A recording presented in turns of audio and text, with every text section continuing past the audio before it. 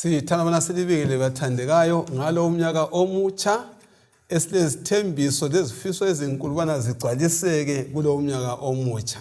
Kuyinjabulo yami bathandeka bana ngilinxusa bona sihlanganele kulezi zifundo eziqhakathekileyo okhulumayo manje ngumfundisi uJim Lilo. Nginxusa abangane bami esehlukane last year ubana bahle baziveze ngokuqhakathekileyo. Siyabonana njalo unyaka omutsha so inkosi esigcinileyo Haleluya. Yasivikela inkosi inhle okhulumayo umfundisi uDube kasingene esifundweni ngomnyaka omutsha ngamandla amatsha inkosi isithungamele. Amen. Siyabonga. Amen. Salibonani izihlobo ezithandekayo sisamukelana ngithemba silama resolution amatsha okubana lonyaka siza kufunda sitatiche iBhayibheli kodwa liyona le sifundeni sizwe ukubana kuyini okunye singakufunda ngoNkulunkulu asilungisele khona. Okhulumayo nguElder Amos Maforo.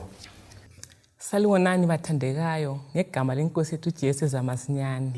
Sithi iminyaka omutsha. Siyambonga uNkulunkulu sesingenisile njalo eminyakeni omutsha.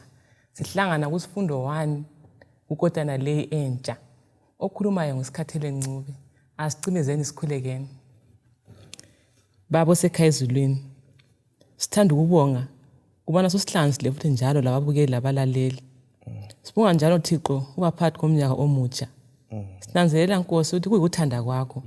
Awukho emandleni ethu, awukho ekwenzeni kwethu, kodwa wena ubone kufanele. Sengathi kungaba lathi nxa siqala naleli kota, nxa sifunda lo sifundo 1. Wonke Thixo olungileyo kusilungiselele ubana sibe ngabantu abazaphila ngokwentando yakho. Silungele umbuso wakho zamasinyane. Sowuhle ekhaya sebiza amagama angcwele. Kuyisiloso sethu ukuthi sinjoba sinje nezimuli zethu. Ngitsho lababukeli labalaleli abazawukhetha bakhambe ngokuqonda. Sonke nisibe khona ekhaya ezulwini. Ngayo Jesu ngiyakhuleka. Amen. Amen. Siyabonga abathandekayo okungena kusifundo esitsha, isifundo esikhuluma ngokuba yinceku egcina impahla zenkosi yayo. Hatsho usuku lodwa, hatsho kwensuku ezimbili, hatsho kwenyanga ize ibuye inkosi. Kakhulu. Lamhlanje ke bathandekayo sikhangela ukuba yingxenye yemuli kaNkulunkulu. Isifundo sokuqala ukuba yingxenye yemuli yenkosi kaNkulunkulu. Phela ukuba yinceku inkosi zifike kudinga ubudlelwane. Awusoze ube yinceku ngasondlelwane, asoze ugcina impahla zenkosi ke. Nxa usikhangela ke isigaba sokuqala sithi ukuba yinceku emulini enkulu kaNkulunkulu. Ake usifundele uJohane wokuqala ngo3 ivesi ngelika 1. Verse 1. Yeka ubukhulu bothando ubaba asinika lona. Ukuba sibizwe ngokuthi singabantwana bakaNkulunkulu. Njalo lokho yikho esiyikho. Okwenza umhlaba thina ungasazi yikuthi laye kawumazanga. Asike sihlaziye lindaba yokuba yingxenye yemuli kaNkulunkulu. Ayikhona ingxenye yombuso lapha emhlabeni. Ayikhona ingxenye yemuli yakomlilo. Kodwa emuli kabani kaNkulunkulu. Siqathanisa futhi lendinyana kufundwa kwekhanda ethi bheka uthando lunjani olungaka olwehliselwe kithi. Uba singokobonga sinje sibize kuthe singabantwana bakaNkulunkulu. Umfundisi Duvi aya akusethulele isifundo. Ngiyapholisa ukuqalisa umnyaka ukuba sibe isifundo esibutha abantu ukuthi hey kule muli okumele sibe phakathi kwayo. Nxa kade singekho, nxa siphakathi kwayo asiqine nini? Imuli kaNkulunkulu lapho ukuthi luthando lukaMlimi ukuthi sibizwe ngenxa kaJesu ukuthi siyingxenye yemuli. Umlimi uphakathi kokuthi abe lemuli yakhe. Wadala abantu ngabantu bakhe. Kulabantu abakhe abamlalelayo. Abaqoqa ukuthi babe yimuli yakhe. Balalele babukeli. Nxa siyaqhubeka sifunda, khulekela kuba yingxenye yemuli. Le ngxenye yemuli ngabantu abadlala loNkulunkulu bekholwa kuJesu bephila ngendlela yakhe.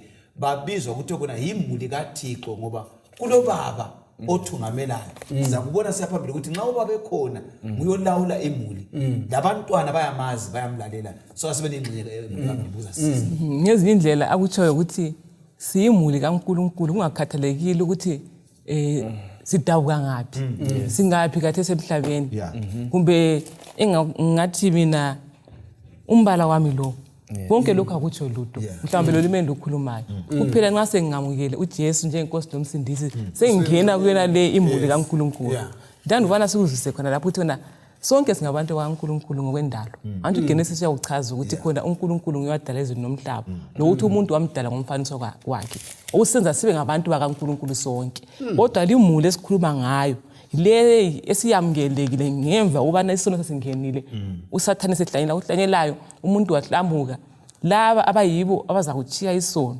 bamamukele uJesu njengenkosi lomsindisi sebebalelwa ngaphi embulini kaNkulunkulu eyiyesu akukhuluma ngayo nxa sisithi khona ingxenye yemuli kaNkulunkulu sisawuthinta sisiya phambili kodwa singakayiphambili sonke sakha lesi sihlo utshoni ukuba ingxenye yemuli kutshoni ukuba ingxenye kanjani yemuli waze ngikutholayo mfundisi Mlilo ukubana ukuba yingxenye yemuli kutsho ukubana kule ngxenye omele uyenze emulini right imuli yenziwa ngamalungu achiyeneyo sinjalo singamalungu kulemsebenzi echiyeneyo esimele siyenze kwekaNkulunkulu lakho kunjalo akula muntu ongela ngxenye amele ayenze kukhona omele ukwenze okumnandi kubana konke sikunikeziwe nguye uNkulunkulu silamandla okukwenza nguye osinikezileyo akula sizathu sokubana sibe lezaba zokungenzi lokho akhangelele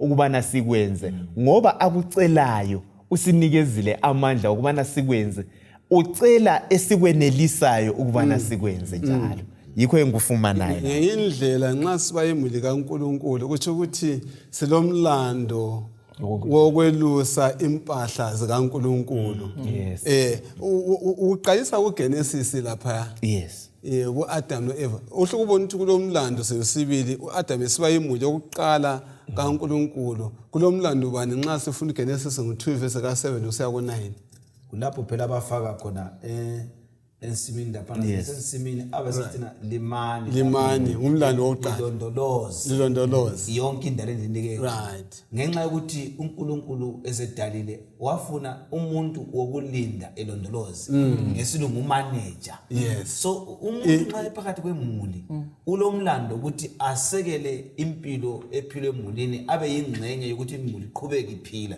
so umhlaba ukuthi uphile wawunikezwe kuAdam wawumele ukuthi uphile uAdam esekela ngokugcina lokulima ukuthi aphile impahla kaMlimi iqhubeka kusiya phambili uverse 15 ke yabe sekhuluma uGenesis 2 verse 15 yes uJehova uNkulunkulu wamthatha umuntu wambeka esivandeni saseEden ukuthi asisebenze njalo asinakekele bengifuna ukuthi akula manager ongumnikazi wento akula manje inceko nxa kuthiwa ungumanager weplaza ayisilo lakho kumbe inkampanini ayiso yakho ayizwa abantu beziqhenya ubaba umanager inkampani ayiso yakhe kulomnikazi lathi kunjalo kodwa ukuthiwa ngumanager umsebenzi omuhle kakhulu olama benefits amaningi izwanini isihlobo esithandekayo singomanager sizinceko uNkulunkulu uSiphawulile wasifaka khona phana ukubana sibe thina silawule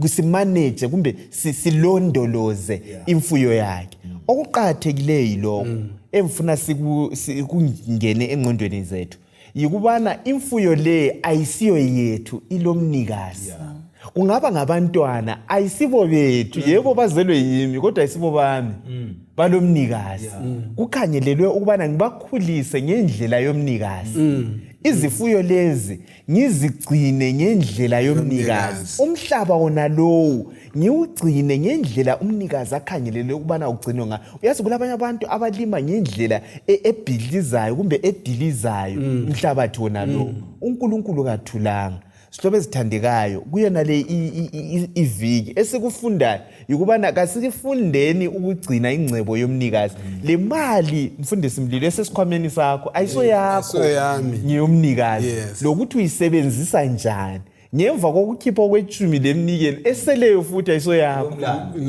lomlando ngayo yikho engikutholayo khonapho kundlela kwaziwa ngekhanda yeah lokho ngikhangela uthando olumangalisayo uNkulunkulu asithande ngalo alright uthi asibize ukuthi khona singabantu bakhe lekwazi ukuthi umuntu ongubaba ngekhaya nguyokhangela imuli uyinhloko yomuzi ngakho uNkulunkulu simbona esivezela uthando lwakhe ngokuthi asidinga ama-provisions ama-day to day provisions ethu kazange asisekele ukuthi khona bazazibonela sithola lapha noGenesis ngo-2 verse 9 ukuthi khona inkosi uNkulunkulu yamilisa emhlabathini zonke izihlahla ezibukekayo lezilungeleyo ukudliwa so siyathola ukuthi ukudla kunjani kukhona enhlabathini kunje kathesi kuzwekazi lase-Afrika isikhathi sezulu abantu bayalima ngithi khona kukhana kuyikunakekela kaNkulunkulu akulo zathi khona mina njani ngiswele ngoba ngithe lo mnyanga lonothileyo inhlabathi njani ikhona lezulu njani linela wonke umuntu zokuthi last year iqayisi liphangisile ukuthi line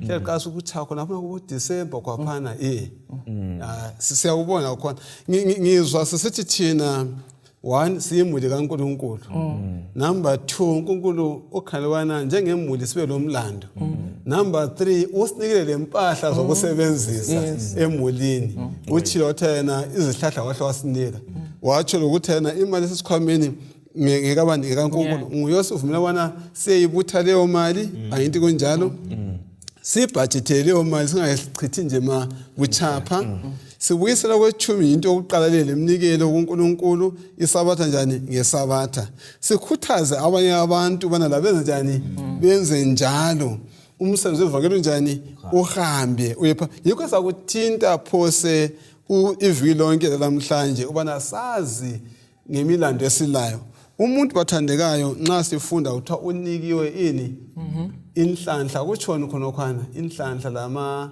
lemlando okay ngengxenye yemuli ukuthi unikezwe ithuba lokuba semulini ungazi ukuthi ubhadalise ukuba semulini leyo kumbe kulento oyenzileyo ingumusa owezulu kuthiwa yinhlanhla ukuthi sibizwe ukuthi singamadoda namadodana zombuso wezulu sibe semulini bese sithiwa phakathi kwemuli leyi nangu kumele likwenze kodwa okusebenzisayo ngiyalinika kanti kuyilokweni yonke into esilaka siyitholanga sivelanga sinikwe nguThixo so inhlanhla ukubizwa ukuthi ngingumntwana mina isono ngisuka kuso ngamandla ezulu kanti kumele ngibandezele ngiphile emulini yesono sengikhutshiwe wakhutshwa mlaleli sesisembulini yokulunga sisenza ukulunga ngamandla ezulu ayaziwa unyangitholayo ekhuluma umfundisi uDube lapha yikubana sonke singamalungu emuli lapha kukhona okukhangelelweyo ukubana sikwenze wonke umuntu akula muntu olilungu lemuli omele azihlalele kukhona esimele sikwenze ukuncedisa ukubana imuli ithuthuke iye phambili ukungconoza imuli kodwa kumnandi ngalokho yikuthi konke khonokho esikucelwayo ukuthi sikwenze silamandla ukukwenza siyenelisa awucelwa ngongeke wakwenelisa laye ubaba wethu usinikezile amandla awakhona lamathalente ukuthi sikwenze sikwenzile khepha inengi lethu siyathatha sigqibele siyabonga kakhulu wathi sile singene sijule endabeni yokuba yingxenye yemuli akungifundele abasefeso ngo3 verse ka14 right verse 14 ithi yona iBhayibheli ngenxa yalokho ngiyaguqa phambi kukayise right lapho yonke imuli yamakholwa asezulwini lasemhlabeni ethola khona ibizo layo yes nangu lapha nguPaul lo uthi ngalesi sizathu ngiyaguqa phambi kabani kukayise inkosi yethu bani uJesu Kristu abethana kulapho imuli yonke esemhlabeni nasezulwini ibizwa njani ngaye ndawonye ivesi lenxa siyizwa iletha mfanekiso bani engqondweni zakho siguqa phambi kayise yes engikutholileyo yikubana kule muli yamakholwa asezulwini lasemhlabeni. Kule muli esemhlabeni le muli esezulwini. Yimuli kaNkulunkulu Baba yonke. Uyazi mina ngizwe ngiqathekile kakhulu ubana ngiyingxenye yemuli yasezulwini lalapha emhlabeni. Imuli yamakholwa. Ngifunda futhi ukubana bonke abantu badalwe uNkulunkulu. Kumbe izidalwa zonke zidalwe uNkulunkulu. Okugoqela ingilosi ezawayo lengilosi ezingawanga. Okugoqela amakholwa labangasimakholwa. Kodwa abayingxenye yemuli kaNkulunkulu zingilosi ezingawanga labantu abangamakholwa abakhethe ukuthi yibo ababizwa ukuthi yimuli kaNkulunkulu. Ngithathekiswa uletha umbuzo maybe ukuthi nxa ekhumuthena ngiguqa amadolo ami kubaba wenkosi yami. Kanti nxa sisiya kuMateyu 6:9 uthi nxa likhuleka libothi baba wethu osezulwini mali dunyiswe melihlonitshwe yini igama lakho. Ngikhaya ukuthi mina nxa ngikhuleka ngithi baba wethu osezulwini futhi uPaul ubuthena uguqa phambi kababa wenkosi yethu. Uletha isifundo bani, uletha budlelwano bani phakathi kwami lo baba wenkosi yethu Jesu Kristu. Lo Jesu Kristu. uJesu uba ngumfowethu. Oh yes. Okay. Ngoba uthi baba lathi uthi sithi baba. Yes. So uba indlela yokubuyela kubaba sisuke sonke eyinkosi alomfowethu. Yiluthando ukukhulunywa ngoPaul ukuthi umuntu uNkulunkulu enguNkulunkulu abuya ehle abe ngumfowethu ukuze asibuyisele emulini eyayizona. So sifunda ukuthi asibizele igama lithi baba ngegunya ngoba silomfowethu osinike ilungelo ukuthi silibize njalo bayasisabela ezulwini ngoba silibiza ngesibindi sokuthi sesamukela uJesu sesiphila ngentando yakhe sesiyingxenye yemuli. Ukwathi into maforo wathi enye imuli esezulwini isilindele nxa sihlabela ebandleni sithina nampana bayahlabela lekhaya bayahlabela ngoba kulindele usuku lenkululeko ukuthi imuli esemhlabeni iyahlangana imuli esezulwini kube lentokozo yemuli siqoqo yonke. Anxa sikhuleka sithi baba wethu asiqinise nini ukhona ubaba uyasinika kokudla uyasinika izambatho uyasinika impilo. Ubaba unakekela imuli yakhe nxa uyingxenye biza ubaba ngegunya uzanakekela usuku. Asiboneni ke izibonelo eziveza ukuthi inkosi yethu ingumfowethu njalo. Kuma verse ayihlukenela nxa singasuswabale wonke wathini uJesu Kristu ekhuluma loMaria emva kokuvuka kwakhe okusiphawulela ukuthi hayi ugcina engumfowethu. Uthi yena kuJohane 20:17 uthi Maria ungangithinti angikayi kubaba wami lo baba wakho kuNkulunkulu wami lo Nkulunkulu wakho. Hambe tshela abafundi ukuthi ngisaya kubaba. You know, so uJesu yena uhlazify uNkulunkulu uNkulunkulu wakhe lathi uNkulunkulu wethu ubaba ngubaba uNkulunkulu baba ngubaba wakhe lathi ngubaba wethu. So okwathi into umfundisi uDube ngumfowethu Jesu ukubeka ngale ndlela uyazi siqhakathekile sihlobo esithandekayo. So uJesu uyingxenye yemuli kanjani. Hey madoda naso indaba emnandi ufuna ukuthi Ndube ngibefuna ukuthi mina uJesu nxa eyingxenye yemuli lapha emhlabeni engumfowethu imuli yasezulwini lemuli emhlabeni imuli eyodwa yilo baba munye. Yes. Akakwehluka yikho kuthiwa nxa sithandaza intando yakho kayenziwe emhlabeni lasezulwini. So balaleli lababukeli ungayenzi intando kaMfundisi ngoba usozube ingxenye yemuli. Ungayenzi intando yemuli yangini yenza intando yezulu yehlanganisa imuli yalapha emhlabeni Kuyangithokozisa ukuthi khona lapha emhlabeni silabo baba ngithi ezima ubiological ongizalayo. Yes. Bese sithola ukuthi khona ubaba yena lo ongizalayo ulo baba futhi ongjani ungubaba osezulwini onguye ubaba wethu sonke. Bengicabanga ukuthi lapha emhlabeni kulezintandane uzuthi umuntu nxa umbuza ethi hayi mina ngilababa bathandekayo silayo ubaba osezulwini osithandayo sonke silomfowethu futhi onguJesu. Ukhona omunye umuntu omsethi khona hayi mina ngizelwe ngingedwa awuzalwa nguwedwa silayo umfowethu onguJesu Kristu. khonokho awusithabise akusijabulise sizwe sithandekile ngoba ubaba ubone kufanele ukuthi khona sibe ngabantu bakhe. Uyabona umcabango olethwa nguMandlo lapha, usho uchasisa ukuthi nxa uyingxenye yemuli usho ukuthi lo mlando okunakekela umoya akuvumi ukuthi mina ngisuthe umfowethu lapha abantu bakhe baxotshelwa school fees abami besiye esikoleni esidulayo akuvumi sokuthi ukuthi kuqhathele ukuthi sinakekelana izindlela siyimuli sonke bembalela inye ibhuku kuthiwa umhlaba lo ulokudla okwenela wonke umuntu awula muntu kade mela lami kodwa balakho banokuba kuwoda bubone balali abaswelayo baswele ngiyakhumbula ngomnyaka kule ndlala la uthunyelwa impuphu enye yayilelinye elomnyumpala uze ukuthi khona ngale bona bafida ngayini inkomo la uzibuza ukuthi bathola impuphu yokunika inkomo kodwa abantu belamba nyanga ukuthi nxa kade silothando besiyanakelana sonke angikhuluma amazwi akhatshana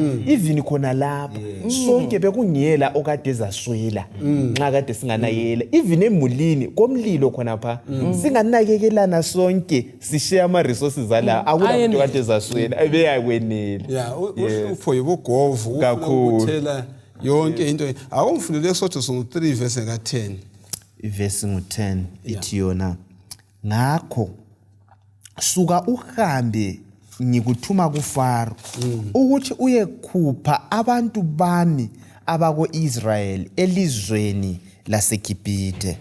5 verse 11 abesesithini 1 verse 1 emva kwalokho uMose lo-Aaron baya kuFaro bathi kuye sikulethele ilizwi elivela kuJehova uNkulunkulu wabantu bako-Israyeli uthi vumela abantu bami bahambe ukuze bangenzele idili enkangala. Amavesi la mfundisi dadewethu siwezwa esithi esivezelani maqondana lendlela uNkulunkulu asiphatha ngayo. Usiphatha njani uNkulunkulu? Usikhangela njani uNkulunkulu? Uthini ngathi? Uyini okwenza sikhuthale ukusiqinise nxa sisizwa indlela asiphatha ngayo ngomfanekiso nalo? Galatia 3 lapho verse 26 sibona uNkulunkulu siba lo ezinika umlando wokubuyisana lathi ukuze sibe ubudlelwano laye sibe yingxenye yemuntu. So uthando lolu lusitshengisa ukuthi ubaba esimbiza ukuthi baba kaso baba lwana othanga lo mntwana aphunga uchiya sikhambeni yena ngoba bokwaziyo lapho esikhona ebuntandaneni uyafika umntana umseyintandane nangu ngimtshengisa ukuthi ngingubaba ngikhona ekusweleni ukhona. uGalatia 3 verse 26 uthi lapho lonke lingamadodana kaNkulunkulu ngokukholwa kuKristu. 29 uma lingabaka Kristu ngalokho liyinzalo kaAbraham lezindlalifa mayelana lesithembiso. uNkulunkulu utshengisa ukuthi kusukela kuAdam ulokhe ngubaba. Alright. uAbraham ngoba ngubaba wokukholwa wadlula uthi lana liphila kathesi lingangikholwa njengoba njengoAbraham ngubaba wenu liphinde ngoba nguyihlo so liyinzalo yakhe. Amavesi la afuna ukusitshengisa ukuthi uNkulunkulu ulobudlalo lathi uyasinakekela. Singakhala singali umusa wakhe wokusinakekela kasamukeleni sibe yingxenye yemuli kaThixo bese sithatha uJesu njengomfowethu sikholwa ukuthi nxa umfowethu enguyimsindisi owathi uAbraham ngumuntu wenhliziyo yakhe lathi sizithandwa zakhe ngoba lathi sidawonye la. Akucabange umhlaba wonke siphathana ngokwazi ukuthi lo uyingxenye yemuli yami. Sonke siphathana nendlela. Kambe singaphathana kanjani omnye komunye na? Lingakawuphendula umbuzo. Ngilomntanami baza ngixolela. Kodwa ke akusekho ngendlela ngiyasengifisa ukubana ngikukhulume angababona abantu abahlala lomntanami eHarare. Wafika khona ngale ngenxa yomngane wakhe abefunda bonke wasithi hayi hamba ngekhaya sesiyabuza manje ngizabhatala rent engakana athi hayi mntanethu awubhatali rent yenza izifundo zakho khona ngale elokhozeni esibedlela uzuyeqeda umnyaka wonke nansi iroom othanga kule room kulombheda kule stove la yonke le fridge sebenzisa mntanethu vele kasibazi ngikhona ngizakuyababona ngiyababonga ngisaselapha esifundweni soneso ukuthi umcabango okwazi ukuthi imuli inye ayabona indaba ufuna ukukhuluma ngale ndaba ukuthi kuletha ukudiliza kwento khona kuyadiliza imiduli ebekiweyo yobandlululo bayithi kule racism ongamayisms lokho itribalism even ukwehlukana ngobulili bethu ukuncindezelana lamaklasi abayithi classism lokukhethana even nepotism bona lapho bekuyadiliza uyabona nxa ukhangele omunye umhlobo ungaba likula umbone ngumntwana wasezulwini simsekele khonokho engangakuthinta uqala ukuthi lama resources esilawo emhlabeni bese yakwabelana kungabi ukuthi bana lokhu ngokwami ngedwa ngigodla njengamaKristu nxa kade singakuthatha ngendlela yena le bekuyakwenza ukubana ilizwe lethu libe mnandi lokho vakatshile kwazi ukuthi ngiyamukeleka awusokuthi anti omunye umthetho lwana uqhakathekileyo uthi wothanda umakhelwane njengoba unjani uzithanda ubungasoke wafisela omunye othile okubi ubuyamfisela okuhle lobusela lobudlwangudla bebungayi kuba khona konke lokho esikubona bekuyalunga nxa kade siyalandela izixwayiso zeBhayibheli asike siye phambili ke sikhona lapho liyakwazi ukuthi abantu siyimulinye ungakhangela umuntu vele engaze ngomhlophe mhlawumbe onsundu sonke nje silamehlo amabili indlebe ezimbili lenyawo ezimbili ungazala umntwana mhlawumbe kwelinye ilizwe mfundisi olelihleli lapha kuzaba isimanga ngithi ngoba sekenze kunjani ongayisiko izindlela singabantu banye simunye siyimuli eyodwa umbuza ukuze umfundisi ukuthi singenza njani emhlabeni wonke jikelele ukwazisana njengemuli ngiyacabanga nje umzekeliso omncane ukuthi usehambeni phakathi kwendizamtshina 8 hours uhlezi lo muntu eceleni lapha khona nje ukumbingelela nje lokuxoxa izile kwehla khona ngani ngikhulumisana so unya kudingi mhlawumbe ukuthi sizesikipha imali izinto ezidlula nje umakhelwane ukuvukisa sikhamba nje emgwaqweni sikufunda ukukhulumisana ukwenze khona khana nje ukuthi phakathi kwebudget yakho kubudget ukuthi ke ngenzi lo munye umuntu okuhle khonkana kuyasibisa usikhumbuze futhi ukuthi kona siyimuli yinye singabantu banye uyazi ukungikhumbuza igazi leli mfundisi ungathshoti igazi wena bayakufaka bakupompeli elomchayina akulaza ukuthi leli ngelomchayina yela ngena kuwe esilongu engumuntu bayalifaka igazi alingeni kodwa lo muntu kumbe ngumhlobo bani lishona umtonga kuyini liyangena kumlungu ahambe lalo eEngland aphile limphephise even izitho zomzimba kungathiwa ufuna ikidney iyasebenza izinso zona lezana zisebenze kuloba okuveza ukuthi siyimuli yinye okulethwa ngudade wethu lapha nxa kade singakuzwisisa kungasilamulela intweni eziningi sikhuluma isifundo sekota lesi lokho sikhuluma ngenceku egcina impahla zenkosi yayo ize injani ifike nxa sikhuluma ngemuli yangekhaya yimi engisebenzayo ngilabantwana sithe balemlando angithi balemlando kodwa ngenxa yimi engisebenzayo awumlando ukuthi babona ukuthi bayapheka bayageza benza yonke into angithi yimi umnikazi wempahla lapha ekhaya akusifundele usihlawulelo ngo50 verse ka10 lo 50 lo 12 up to 12 ngoba yipi inyamazana yegazi ngangiyami lezi nkomo ezisemaqaqeni azinkulungwane ngazi zonke izinyoni ezisezintabeni lezidalwa zeganga ngezami aluba ngangingolambayo ngangingekutshela ngoba umhlaba ngowami lakho konke okukuwo uJehova uthi into zonke lezinjani ngezami amavesi la alasifundo bani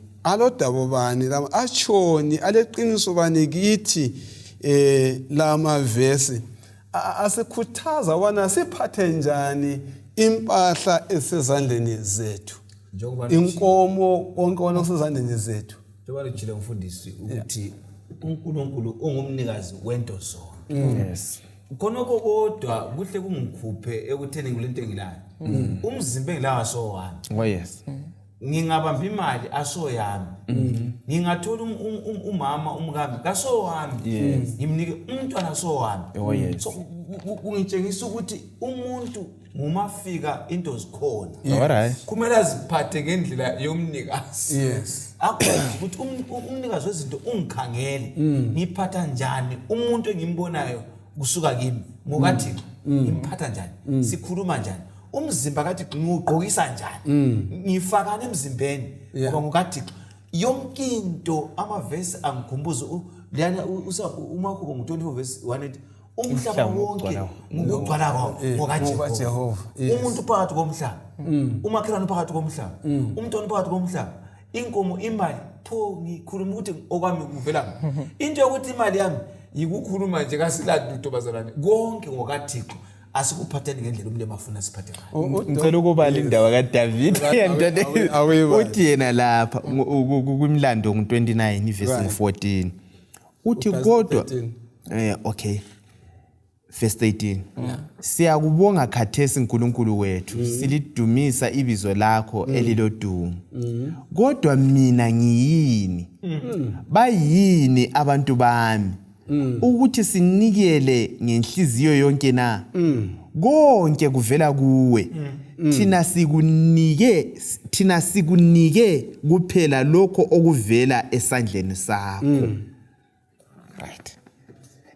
Indaba elethwayo imfitizela amazwi kaMfundisi uDube ukuthi asilalutho we are nothing. Isihlobo esithandeka singakuzwisisa khona lokho esilakho ngokaJehova umhlaba nokucabanga uthi vele loba nqade ngilambile bengasoke ngicele wena.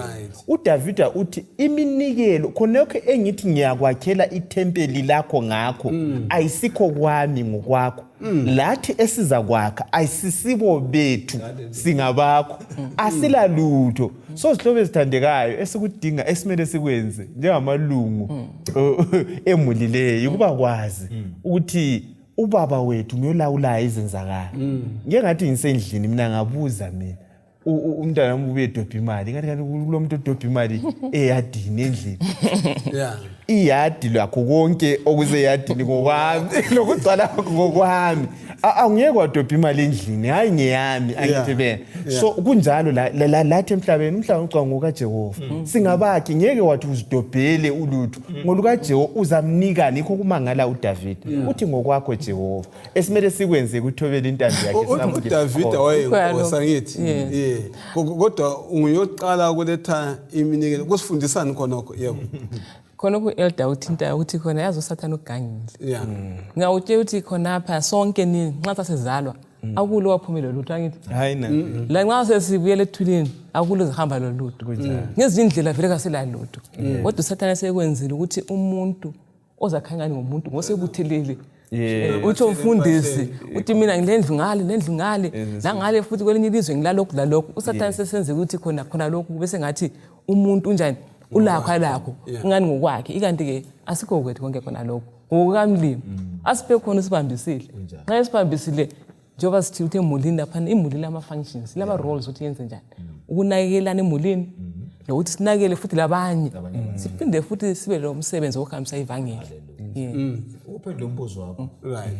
uDavid ngumthungameli uyanikela labantu bayanikela. Oh yes. Umfundisi kumele anikele angakhulumi ngomnikela ngophakathi. Yes. Umthungameli nxa efuna ilizwe likhambe la kabe lengxenye asebenze abantu bathi umthungameli bazangena khonapha. uDavid utshengisa ukuthi umthungameli kabe yingxenye yalokho akuthungamela ngoba la uyimuli lemuli leyana bandawonye phansi kukaThixo lapha. Akutsho umuntu wonke ezalwa kulomuntu ozale mfuma lisibhakela. Sizalizana zivule ukuthi asilalutho. Sitshela abantu ukuthi asilalutho. So ungathoni lo lutho. Sazala singalalutho kasenzeni sibisele kuThixo konke njengabathungameli njengamalunga emuli kasiphela uJehova yonke imfuyo asinike yona abe sesitshela ukuthi sisebenze njani esala silayo ngoba yonke futhi ngeyakhe. Oh yes. Siyabonga. Ozwa ngikhumbuza hayi asomfihlo. UDr Maphosa wayehlala ekhuluma ngayo le ndawo ukuthi wakwacela ipolish kumntana wakhe. umntana khe edlalisa imoto isibrush sesiqathu vum vum hayi ngicela isibrush sami mntanami vum kwakhwengeza amahlombe uthi ngeyakho wathi oh by the way isibrush ngesami umntwana ngowami wabephakamisa konke ngoba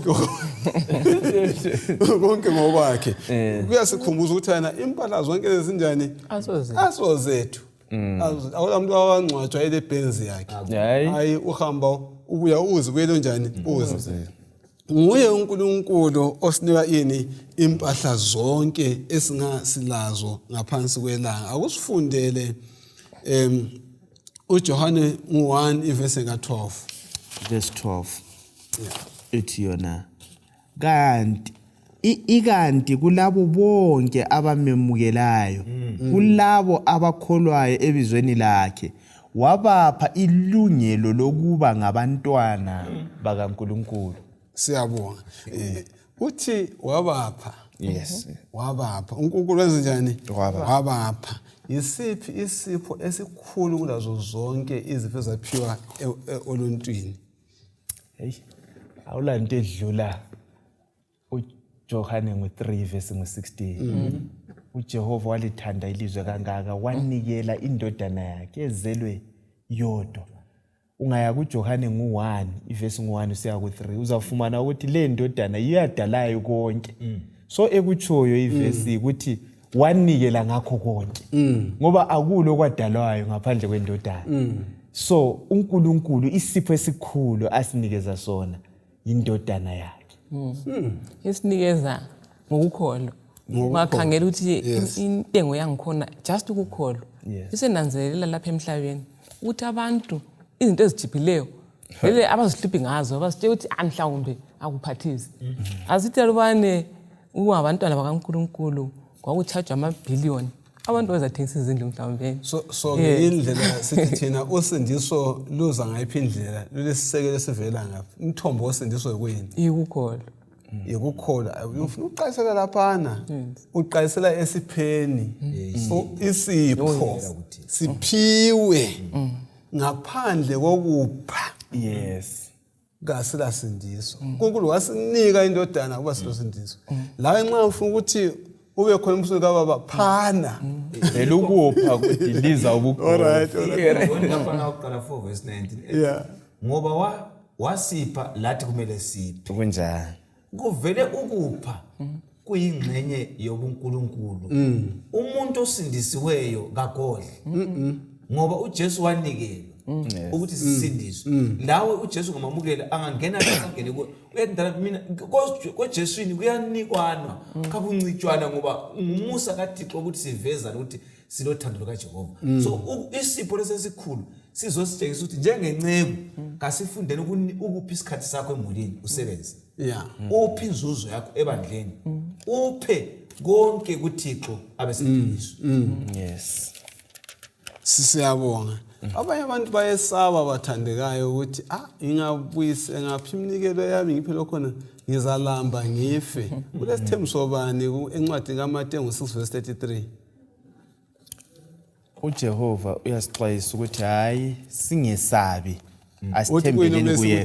Verse 33 ithi yona kodwa funani kuqala umbuso wakhe lokulunga kwakhe kuza kuthi ke zonke lezi zinto iziphiwe lazo. Yes. Ngendlela kumele ngasize njani sesabe. Kambe kulo mntwana kaNkulunkulu okwaba ngumsila okwalala ngendlala sibisibili. Hayi. Uyala uDavid. Lokho ngathi uthula yingwe. Angabona olungileyo elale lampili. Yes. Ngoba uNkulunkulu uthe kona ngiza kuba lana umhlaba uziyephela. So nxa umuntu akaThixo lala nje behle. Ngoba uThixo uthi ngiyakunaka okwakumele ukwenze lemele ngikwenze lami balale yikusebenza uThixo angithengi kwenze. Lokumkholwa lokubuyisela okwakhe ngendlela yakhe bese ngiclaim ukuthi inkosi ngicela izithembiso zakho ngoba mina sengenzile uthe ngikwenze. Yes. Ngiyabonga ubana sesikuthintile kunye okunengi la nxa singaso sikubale njengomsebenzi ngo27 verse 28 okuveza ubana kuyini okusiphilisayo. Ngubani osiphilisa manje osinika impilo uNkulunkulu angithi kunjani. Yes ufuna sigijimele phambili la sikhangele imilando yabantwana bakaNkulunkulu emulini, imilando yabantwana bakaNkulunkulu emulini, ukuthi kanti yona siyingxenye yemuli. Sikhuluma sathi nxa uyimuli yami kumele ngibone ukuthi nxa ngikunika impahla yonke kumele uthelele, kumele watshe, awusophasile kuphela endlini. Hayi. Abanye sifuna sibe ngamaphasile emakhaya ethu. uDeuteronomy 6 verse 5 lo Matthew 22 verse 37 uthini?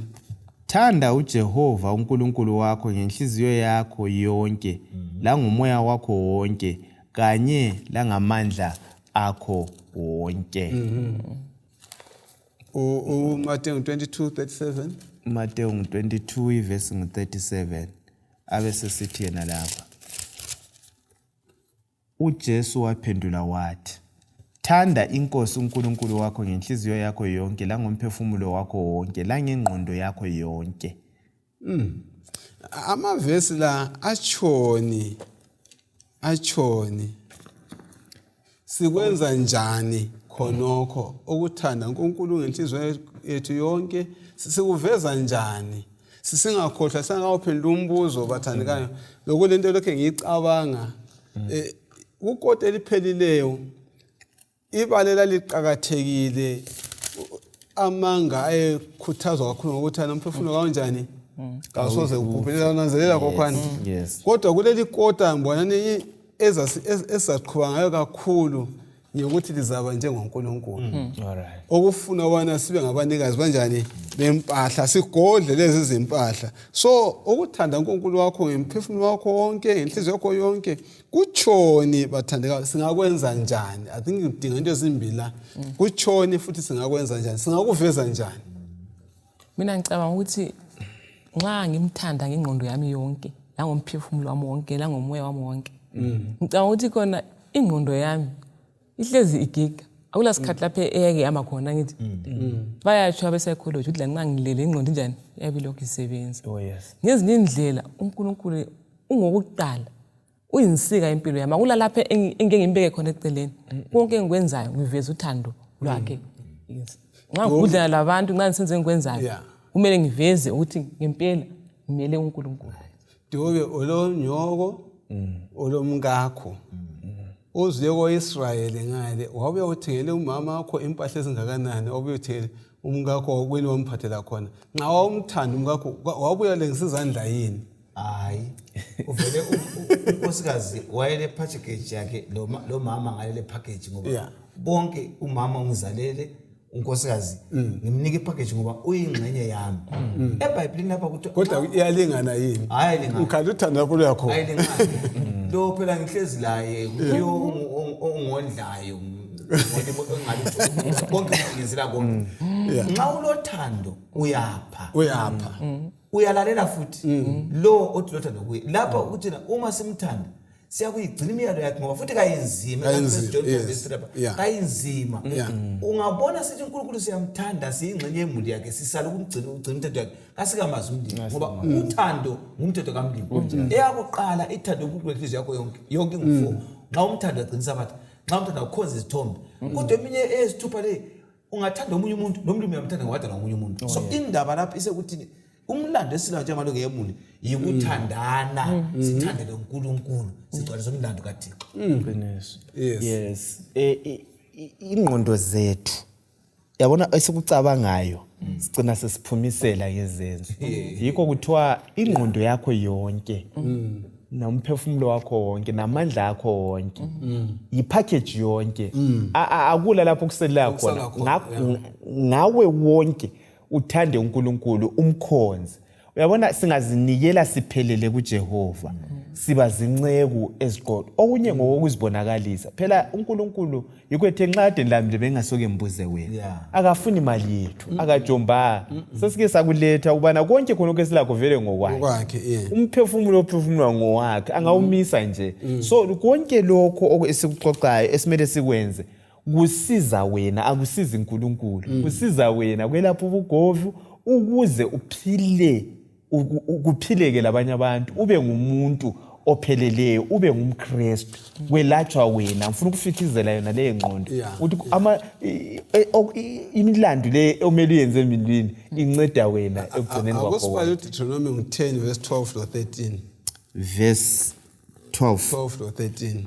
Khathesi ke o Israyeli kuyini uJehova uNkulunkulu wakho angakucela kuwe ngaphandle kokuba umesabe uJehova wakho?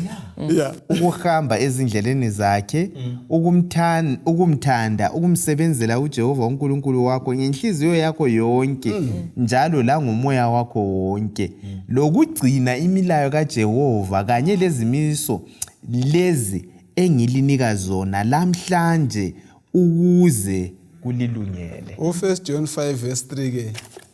1 John 5 verse 3 ebethi yona ukuthanda uNkulunkulu yilokhu, ukulalela imilayo yakhe, njalo imilayo yakhe kayinzima.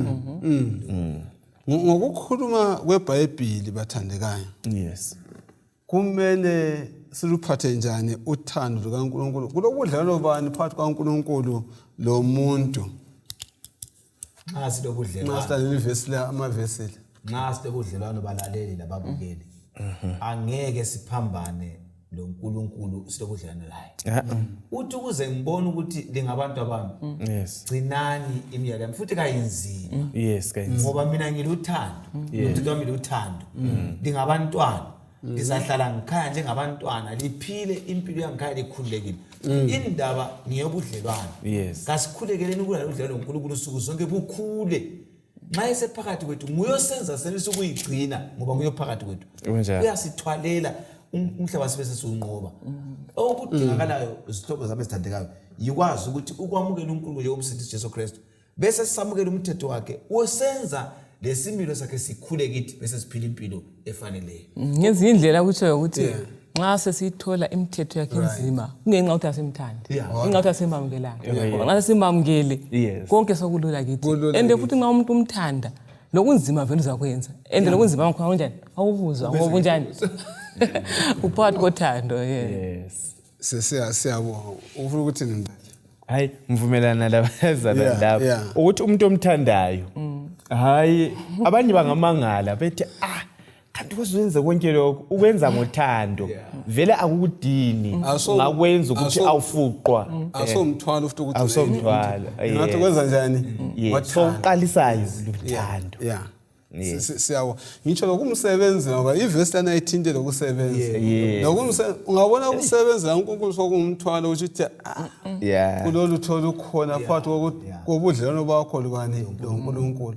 Nxa simthanda ngiyayihlawela lami ngoba ethi I will go akho nto ngihlawele ngomlomo la ngezenzo vile njani ngihambe akungifundele uMateyu 6 verse ka19 kusiya ku21 verse 19.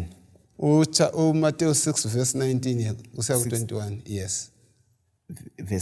Chapter 6 verse 19. Lingazibutheli inotho emhlabeni lapho okubhubhisa khona inondo lokuthomba njalo lapho okugqekeza khona amasela abe. Kodwa zibutheleni inotho ezulwini lapho kungayabhujiswa khona inondo lokuthomba njalo lapho kungagqekezwa khona amasela ebe. Ngoba lapho inotho yakho ikhona kulapho inhliziyo yakho iza kuba khona. Ngoba angakabali izindaba ngiyabona umfanekiso lapha ku social media. Yes. Eyindoda okuthiwa ibe umcebisi kapresident. Bayifake lapha ishaye isudu edulayo enathisa amanzi. Yes. Kodwa base siyathi eceleni bathi izolo ngeminyaka enye kuseminyakeni enye khona lapha eAfrica ube yilokho kodwa namhlanje bafaka ipicture egqoke ibhrugwe so elaliyisudu kudala ngancane kweli half anye kunjani njani uthule kuyisitsha kancane uyibhega uyihamba ecela ukudla emalayinini. Ngubani ongazange afunde ngendaba lapha abantu bazuza inotho bathintitheka kwaba ngokunye kodwa ngemva kwesikwane esithize sebelahlekela ilezo mpahla anti isinto sisho njani sina nabukhosi njani amazolo amavesi owafundileyo la asifundisa amaqiniso. uKristu ufana asifundise amaqiniso bani maqondana lapho inotho yethu esingayifaka khona. Kumele sifundeni ngenotho yethu bana sifaka ngaphi. Sithola inzuzo emhlabeni kunalo. Asifundeni balela babukela ukuthi inzuzo yonke ivele kuJehova. Bese siyiphatha ngendlela elawula ngayo uThixo elizwini lakhe. Ngoba inotho singayibona ngani ngeyethu. Singasayifaki kuThixo ngakuthi khona sifaka inotho ezulwini. Kuthi ukuthi uNkulunkulu asimenzele kuqala. Ngingaba lenzuzo abe nguyolawulayo emalini yami. Alawule embuzini zami, enkomeni zami. Kunzuzo engilayo angalawula yena, kungabi yimi. Inotho yami iyabe isezulwini ngoba ngiqala ngoThixo abese ngitshela ukuthi leseleyo ngiyisebenzise njani. Ukhulume into engicabangisisa ukuthi ngilobaba engemaziyo wale mabhasi ayi more than 13 ayesuka edolobheni lekhwekhwe lapha eZimbabwe la. Uphuma usiyehla usiyabhuka. Enothile ukhulu ozala ubaba wasukela wagula wayamvakatshela ukuyamchumayeza. Wathi umlimi kasebenzi ngilento zami. Kodwa sesifa wayesefidwa ngikhaya ehamba ngenyawo. Kungasela bus, kungasela stolo sokuhambela umnikazi wakwayemnikeni. Inotho yomhlabeni ingaswela uThixo iyaphapha ihambe. Kodwa singakwazi ukuthi kulokwetshumi, kulomnikeli, kulokwakha ichurch, kulokukhupha imali yokuhamba siya kuma effort, kulokuseka umsebenzi kaMlimi, uNkulunkulu uyakubusa kugcine ngoba uyifaka ezulwini ngoba ibizo lakho lempilo yakho ibhenkwe ezulwini. Ngiyindlela uyaqinisa ukuthi into zapha emhlabeni ungafaka inotho yakho lapha emhlabeni kuyachabalala konke. Ufuna ukuthi sibe ngifuna ukuthi khona mina ngizacazisa ukuthi kade vele inotho yekuyini. Mina kimi inotho ikwazi uJesu. Amen. Ukukhetha uNkulunkulu sakhamba kona nomhlaba. Lokho ku physical enza uthola, nguthola ngoba nguphiwe nguye. Asiyo notho. Ungiphile ukuthi ngikusebenzise emhlabeni emulini yakhe esikufunda ngayo namhlanje. So ngezinye indlela angiinvestanga intokozo yami injabulo yami ayikho ukuthi ngilana ku physical. Isekuthi ngiyamazi ubaba njalo ngiyamsebenzela. Ongangokuthi lanxa kungachabalala konke ngikuswele konke kodwa nxa lokho engiloba abantu lokho engilayo uJesu babukeli labalaleli ngilakho konke lentokozo lanxa kungenzakala ngilale lokho ngilentokozo ngoba zabe ngivuke njani ngibe layo ubaba. So ke inotho asidefine ukade vele inotho kuyini. So kukho konke asifundeni ukukunikela kuJehova. Right. Nanzabe lokho mbuyela ukuthi kona lokho abantu esiziqhenya ngakho ayisikho kwethu. Vele kuthole lokho ukunikela koNkulunkulu usichazise siyapha. Ukuthi esasesikutsho andisithe sifake inzuzo yethu kumbe konke esilakho kuJehova kuNkulunkulu ezulwini lapho ungangeni khona amasela. Ngizaletha umzekeliso. Unyaka wangu1929 kumbe nilethe seduze 1920 kwaba lekuthiwa iGreat Depression.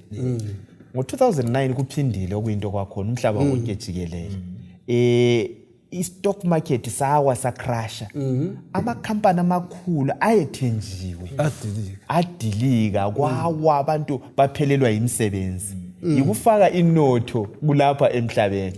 Kodwa nxa kade ungathatha uzibekele ezulwini yikufaka inotho kumbe inzuzo yethu emsebenzini kaNkulunkulu, ekuhanjisweni kwevangeli, ekusizeni, ekungconozeni umhlaba wona lo, ukuthi abanye abantu khona lokho engilakho ukwathinta lapha umfundisi uDube ebala enye quotation ukuthi imali emntwaneni kaNkulunkulu iyisinkwa kulo olambayo, isembatho kulo ohambaze.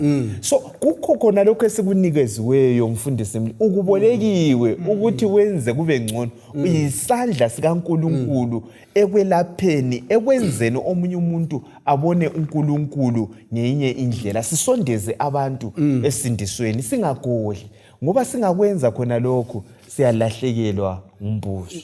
Yabo njengoba uAbraham wabizwa kanti uAbraham wabizelwani kwathiwa uzaba njani uGenesis chapter 12 verse 2 to 3 la nxa singeke sayibala kodwa kwathiwani nxa sethuzana ngayibala wabizelwa ukubana abe yisizwe esikhulu aphinda athwale uthumo lukaThixo ahambe ayekwenza izinkonzo kuzalwa isizwe sebesikhonza uThixo. So wayekuzele ukuba yisibusiso nasindalo beyidinga kuba yisibusiso anganika ulutho uyisandla sikamlimi sokubusisa ungagoli kusase umlimi uzayekela ngayindlela ungaziboni lamamayini ungaziboni lamakhampani ungaziboni lamabhasi ungaziboni ngumbuso ule notho yonke uthi ngeyami uJehova lesizathu kungencane eyibeke ezandleni zakho funa ayibeke ezandleni ezinjani ezingayisizo njalo vele isikhathi esithile kanti udrive imoto ezingayi ugqoka izicathulo ezingayi so khona lokho ungazibuza ukuthi konke okunye lokho okuyi-extra ngisandla ukubana ngingconoze nginikeze abanye abantu umhlaba lo uba ngcono uyazi ukugodla so kuyakukhwezela ama-BP labanye othukela kukunxusela eminye imikhuhlane uyakuzizwa ukuthi uzwa njani ngemva kokupha ngemva kokunceda omunye umuntu uyazizwa so ungani ukhitshwa omunye umthwalo uzizwa it's fulfilling ukunceda abanye abantu asibende ngqondo yona le ingqondo kaJesu uthi akakubonanga kuyinto yokuphanga ukuthi enguNkulunkulu enjengoNkulunkulu azehlise azinikele aphe lathi asifundeni ukunikela amathuba ethu lezikhathi zethu yekela ngithi mina bathandekayo nxa sikhuluma ngomnotho lokubuyisela lokufaka imali yethu inotho yethu kubhanga lezulu lapha kasikhuluma ukubana siyasola ngokuthi umuntu anganothi kasi iBhayibheli kalali ukuthi umuntu anothe iBhayibheli liyakwamukela bona kasinothe kodwa liyayibona ingozi yokuthatha inotho ibe yemqoka empilweni yakho nxa wena suthembele enothweni yakho ebhanga yakho kuze umlilo uchise lana into uhle uphambane ekhanda ufe ngaleso sikhathi nxa ubeke ithemba lakho emntwaneni mhlazana efa la uyazi njani uyafa khona uNkulunkulu udimana elaphe thina wena kasifakeni yonke into yethu ibe kuNkulunkulu singabi le attachment lezimpahla funa silimali akho amazwi okucina athini umfundisi besisitsho ukucina bese sikhulekela babukeli labalaleli siyingxenye yemuli kaThixo ukukhetha uJesu njengenkosi lomsindisi asimeleni emhlabeni abanengi basindiswe imali ngayila ntengo injengechebechebe nxa ingekho esandleni somntaka kaNkulunkulu ohlengwe ngegazi likaJesu kunjalo lenzuzo injalo kodwa iyisibusiso sakho lebantwini uma uJesu ngamvumela abe phakathi kwenotho lemali lesikhathi lempilo uza usebenzisa ukuthi uqhelise umbuso wakhe la usindiseke balaleli babukele inkosi ayisisizi singena umnyaka wona lo sifunda ukuthi sizinceku eziphakathi kwemuli okumele kube yisibusiso emhlabeni uthi xa besisebenzisa inkosi siphathise nxa sikhulekayo asithandazeleni baba wethu sezulwini siyabonga ukuba ingxenye yemuli eyisibusiso sezulu ngenxa kaJesu wehlile ngegazi lakho ukudala imuli ngamaKristu abantu abakhonza bekholwa kuwe sicela ukuthi olaleleyo lozwileyo bonke lathi esikhulumayo sibe ngabantu abalungiswe igazi likaJesu sibe ingxenye yemuli leyo buyisana lathi usiphathise usifundise ukuthi konke okusemhlabeni sokwethu ngokwakho sikubuyisele kuwe lokusele kithi sikusebenze ngendlela eqondileyo kulethu dumo kuwe siyabonga ukwamukela umthandazo ngoJesu siyabonga siyakhuleka amen amen